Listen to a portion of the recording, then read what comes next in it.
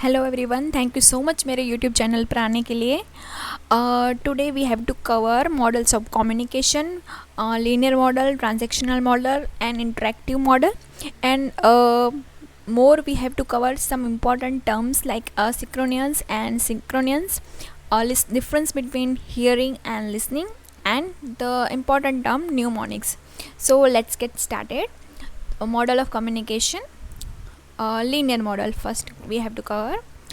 There are two communication models that describe the most communication. The linear model is one way non-interactive and communication, ठीक है, कि one way communication है linear model, ठीक है।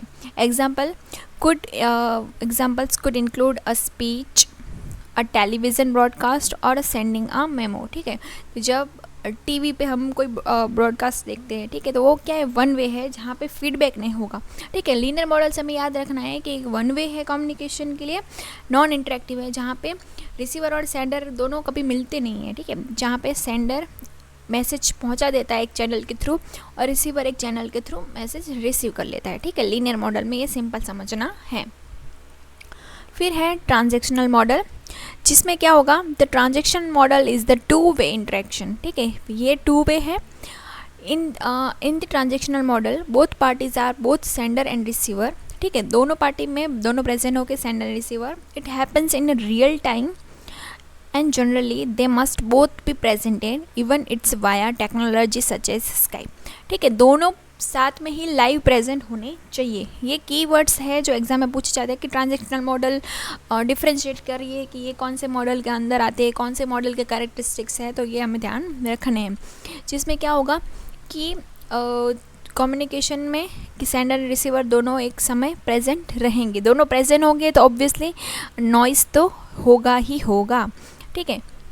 Message और feedback दोनों हो गए। मतलब ट्रांजैक्शनल मॉडल से हम क्या समझेंगे कि वो एक इंटरपर्सनल कम्युनिकेशन टाइप है, ठीक है,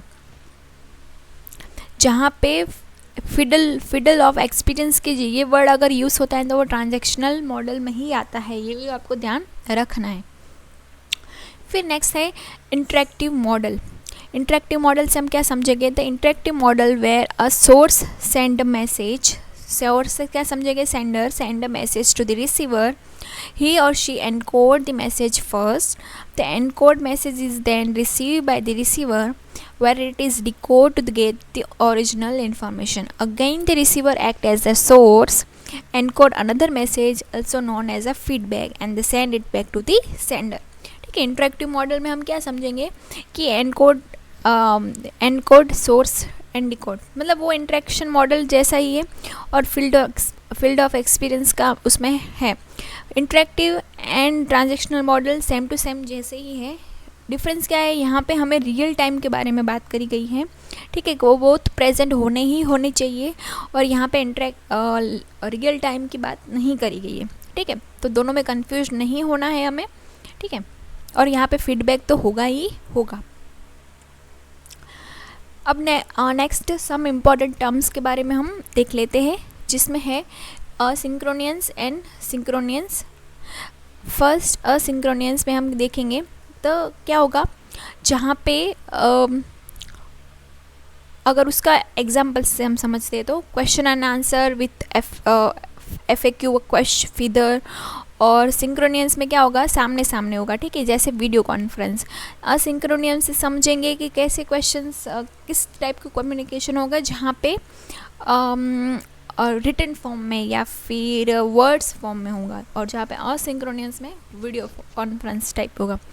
सिंक्रोनियस में एग्जांपल में ईमेल है, ईमेल हम क्या करेंगे कि मैंने भेज दिया और सामने वाला इंस्टेंट उसको रिप्लाई दे, ऐसा ज़रूरी नहीं है, वो अपने टाइम के अकॉर्डिंग रिप्लाई देगा। जबकि सिंक्रोनियस में क्या होगा, इंस्टेंट मैसेजिंग हो जाएगी, जैसे हम व्हाट्सएप मैसेज करते हैं उस तरह से। अनसिंक्रोनियस में ऑनलाइन पोलिंग होगी, जहाँ और सिंक्रोनियस में शेयर विंडो फंक्शंस ये सब होंगे। इलेक्ट्रॉनिक नोटपैड है जहाँ पे, और यहाँ पे शेयर वाइट बोर्ड्स, ठीक है। Time schedule and announcement in board and consultation session recording, ठीक है। सिंक्रोनियस में रिकॉर्डिंग सब चीज़ें होंगी और लिस्ट ऑफ पार्टिसिपेंट्स हमें पता होंगी, और जहाँ पे अनसिंक्रोनस में डॉक्यूमेंट कन्वर्शन एंड शेयरिंग ये सब चीज़ें उसमें फॉल करेगी। इसमें इन शॉर्ट हमें क्या समझना है कि असिंक्रोनियंस में ईमेल आता है, ठीक है, और सिंक्रोनियंस मतलब सामने सामने वीडियो कॉन्फ्रेंस के थ्रू मतलब इंस्टेंट मैसेजिंग हो गए। एस फॉर सामने सामने, इस तरह से हमें याद रखना है। फिर नेक्स्ट टर्म है difference between here and listening, ठीक है। तो हम हियर एंड लिसन दोनों को एक जैसा ही मानते हैं, लेकिन ऐसा नहीं है। हियर से हम क्या समझते हैं, देखते हैं आगे। अ साउंड और noise come in to your ear with your making and without your making, ये हमें कोई एफर्ट नहीं करना पड़ रहा है, ठीक है। और जहाँ पे लिसन में क्या होगा, और try to listen to sound, ठीक है, कि लिसनिंग में हमें एफर्ट लगाना पड़ेगा और यहाँ पे एफर्ट लगाने की हमें ज़रूरत नहीं है, ये हमें समझना है, ठीक है। You do not make a conscious decision, ठीक है, you do not make a conscious decision to hear. You physically experience the sense of sound. Sometimes the sound you hear is sudden and unexpected, like noise, an alarm or an explosion. ठीक है, कि जो हमें सुनने की शक्ति भगवान ने दी है, तो वो विदाउट एनी एफर्ट हमें कुछ सुने दे रहे हैं, तो वो इस तरह का ही इसमें पार्ट है। Did you here the noise, I can't hear anything because of the loud music, I have heard the song before. ये सब चीज़ें हियर में आएंगी, जबकि लिसनिंग में क्या होगा, you make a decision to listen. Listen में you deliberately pay attention to sound. Listen to objective is something. an example में क्या समझेंगे, are you listening to me, I love listening music, I try to listen but I couldn't hear anything. comparison में क्या समझेंगे, you can hear somebody talking but you need to listen to them for to understand what they are saying. हमें किसी को समझने के लिए सिर्फ सुनना नहीं है, हमें उसको लिसन करना है प्रॉपरली, ठीक है। तो ये भी एक अच्छे से एक डिफरेंस है, वो भी हमें देखना है। और नेक्स्ट है एक वर्ड न्यूमोनिक्स, ठीक है। हमें ये वाला एक जो ट्रिक सिखाई गई थी बचपन में, वो हमें आज भी याद है, ठीक है, कि जो 12 मंथ हम कैसे याद रख सकते हैं उसकी trick. A weird word that means memory tool. Mnemonics are method for remembering information that is otherwise difficult to recall. Mnemonics use as many of the best function of your brain as possible to store information. Mnemonics की help से हम किसी भी weird चीज़ को बड़ी आसानी से और अच्छी तरह से लंबे समय तक के लिए हम याद कर सकते हैं, ठीक है। तो आज के लिए बस इतना रखते हैं। कोई भी डाउट हो तो प्लीज़ कमेंट सेक्शन में आप अपना डाउट छोड़ सकते हो। Thank you.